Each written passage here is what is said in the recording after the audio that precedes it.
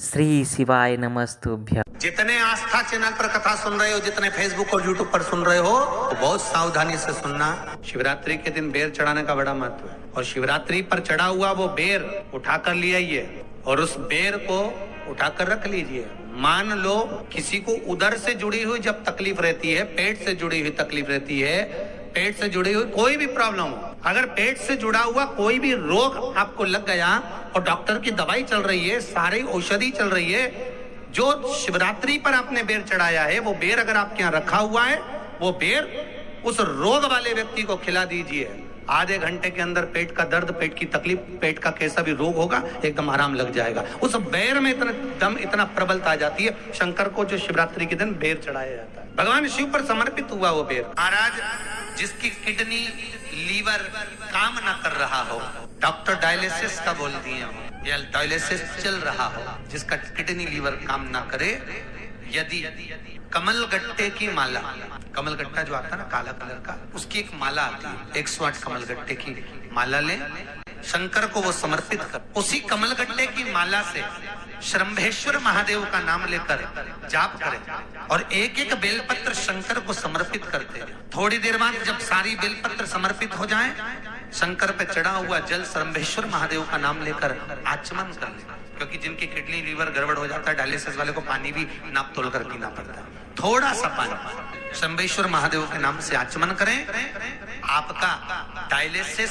बंद हो जाएगा, किडनी लीवर वापस काम करना चालू कर देगा। शंभेश्वर महादेव के नाम में इतनी प्रखरता होती है, इतनी प्रबलता होती है कि यदि कोई बच्चा, कोई घर का व्यक्ति, कोई सास, कोई बहू, कोई पुरुष, कोई नारी अगर घर में चिड़चिड़ प्रवृत्ति कर रही हो, तो श्रंभेश्वर महादेव का नाम लेकर मात्र थोड़ा सा पानी, गिलास पानी का उसके सामने दे दो और अगर वो पानी पी ले तो 5 मिनट में वो एकदम शांत हो जाती है। श्रंभेश्वर महादेव का इतना प्रमाण। भगवान शंकर का एक अवतार श्रंभेश्वर के रूप में, क्रोध को समाप्त करना, क्रोध को शांत करना। श्रंभेश्वर महादेव, अगर कोई लड़का, कोई लड़की अन्य जगह पर मित्रों के साथ में गलत जगह पर लगे हुए हैं और उनकी संगत नहीं छूट रही है, 5 लौंग 5 काली मिर्च।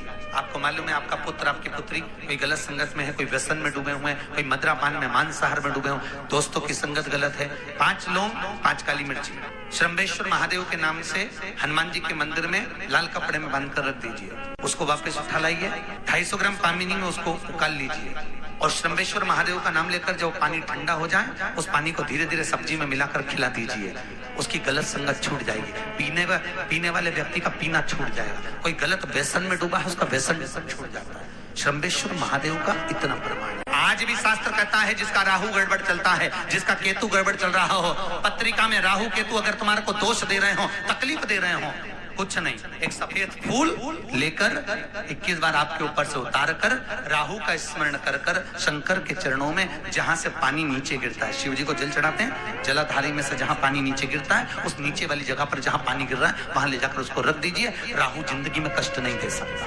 कभी जिंदगी में कष्ट नहीं देगा, सुख का अनुभव करवा देता है। बहुत सुंदर बात है। जिस व्यक्ति को नींद नहीं आती, रात रात भर नींद नहीं आवे, करवटें बदलते रहो, गोली खाकर सोना पड़ रहा हो, कुछ ना करिए, केवल एक श्वेत पुष्प को पीपल के पत्ते पर रखकर जहां से जल नीचे गिरता है वहां पर उसको रख दीजिए। आपकी जिसको नींद नहीं आती उसके ऊपर से उतार बस महा, और जिस दिन आप रख के आओगे उस दिन चकाचक सोओगे, गोली खाने की जरूरत नहीं। 1 हफ्ते तक आपको चकाचक नींद आएगी, फिर अगला हफ्ता है, फिर सोमवार को चले जाओ, फिर करिए, फिर गोली खाने की जरूरत ही नहीं, चक नींद, सवेरे 6-7 बजे ही उठोगे, रात को सोओगे, नींद ही नहीं। 3 तरह की दुर्वा होती है महाराज। कितने तरह की? 3। एक सिंगल बटकी, एक डबल बटकी और एक श्वेत। जिस बेटा और बेटी का विवाह नहीं हो रहा, बहुत प्रयास कर लिया, सफेद वाली दुर्वा को लेकर उसका बट बनाइए, 7 दुर्वा को लेकर बेटा बेटी का हाथ लगवाकर चंद्रमा पे से 7 बार घुमवाकर गणेश जी का जो दांत टूटा हुआ है उस साइड पर दुर्वा को लगवा दीजिए। 3 से 4 महीने में बेटा बेटी का विवाह पक्का हो जाए। चंद्र गणेश का स्मरण कर, बाल चंद्र गणेश का स्मरण करिए।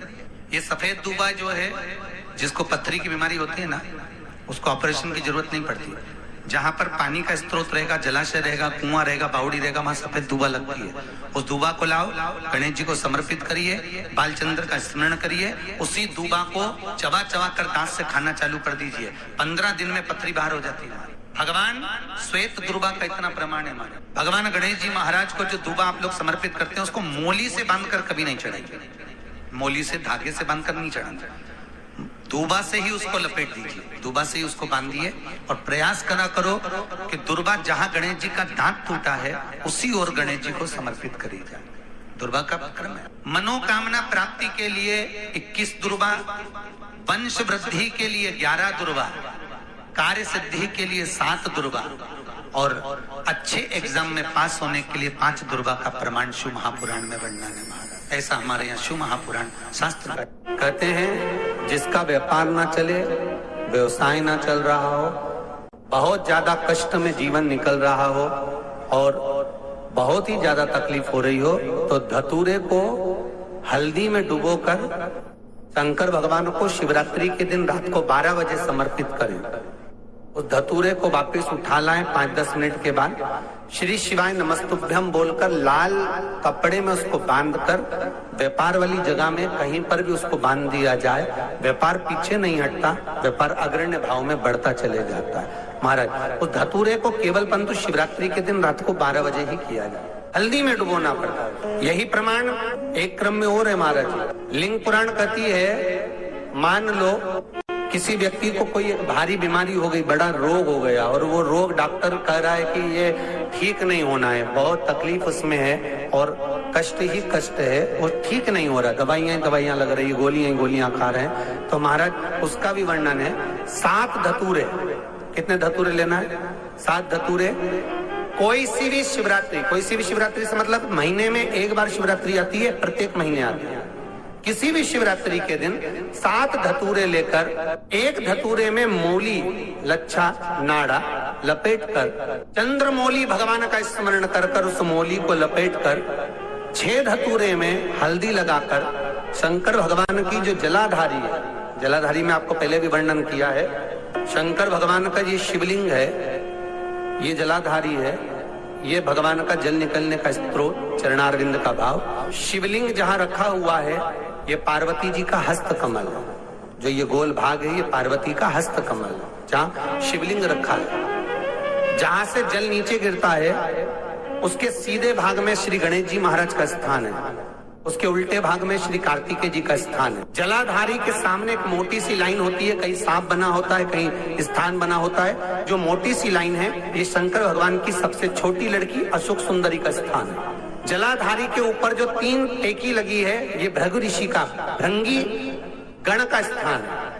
इसके ऊपर जो कलश है, कलश में जो पानी भरा जाता है वो पानी जो बूंद बूंद नीचे गिरता है ये शंकर भगवान की 5 लड़कियों का स्थान है, जया, विषहरा, सामरीबारी, धोतली और देव। शंकर भगवान का संपूर्ण परिवार शिवलिंग के सामने से जहां से जल चालू होता है गिरने के लिए नीचे की ओर जब जल जाता है उस स्थान पर भगवान शंकर के सारे गणों का स्थान है। फिर जब जल बहकर सामने की ओर जाता है, जितनी दूर तक जल जाता है उतनी दूर तक भगवान शंकर के उस जल भाग को ग्रहण करने के लिए 33 कोटि देवताओं का स्थान है। इसलिए उस जल को हम लांघते नहीं है क्योंकि वहां 33 कोटि देवता विराजमान रहते हैं महाराज। तो जो बीमारी डॉक्टर ने बता दी और बहुत बड़ा रोग हो गया और शरीर में कष्ट है, ठीक नहीं हो रहा, चाहे लीवर से जुड़ा हो, चाहे किडनी से जुड़ा हो, चाहे कैंसर से जुड़ा हो, और मान लो शरीर में कहीं गांठ भी हो गई है और वो मिटी नहीं रही हो, तो महाराज निवेदन है 7 धतूरे, एक धतूरे पर मोली लपेटकर वो शंकर जी के शिवलिंग के ऊपर चढ़ाना। 6 धतूरे, उसमें से एक धतूरा भगवान श्री गणेश जी का स्थान, दूसरा धतूरा श्री कार्तिकेय जी का स्थान, तीसरा धतूरा अशोक सुंदरी का स्थान।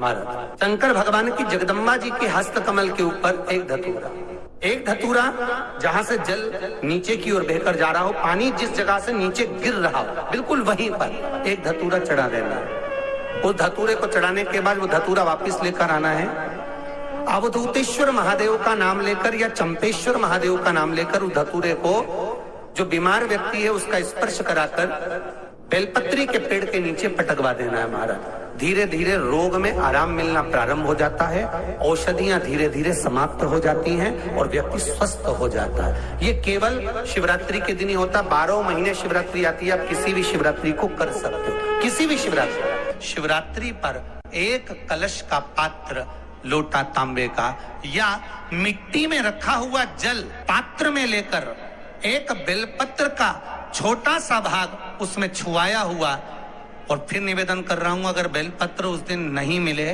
तो पात्र लेकर चले जाना मंदिर में। मंदिर में शंकर जी पे तो बेलपत्र चढ़ी होगी ना, अरे बोलो तो जरा, चढ़ी होगी ना। उसी बेलपत्र को धोकर फिर जल के पात्र में उसको छुआकर फिर शंकर भगवान को भाव से, दिल से जो चाहते हो, धन वैभव संपदा सत्ता या रोग से मुक्ति, चाहे उदर से जुड़ी हो। हाँ, एक चीज का ध्यान करना, अगर संपदा के लिए, विवाह के लिए या विद्या के लिए या अन्य चीजों के लिए आप शिव जी को जल चढ़ा रहे हो तो उसके जल को उठाकर नहीं लाना है। और अगर रोग के लिए जल चढ़ा रहे हो कि मुझे ये तकलीफ है, घर में ये बीमारी चल रही है या रोग चल रहा है, या किडनी का या लीवर का या कैंसर का या ब्लड प्रेशर का, तो जो जल तुमने समर्पित करा उसको लेकर आकर आचमन भी कर। श्री शिवाय नमस्तुभ्यम, सब बोलिए एक बार जमकर, श्री शिवाय नमस्तुभ्यम।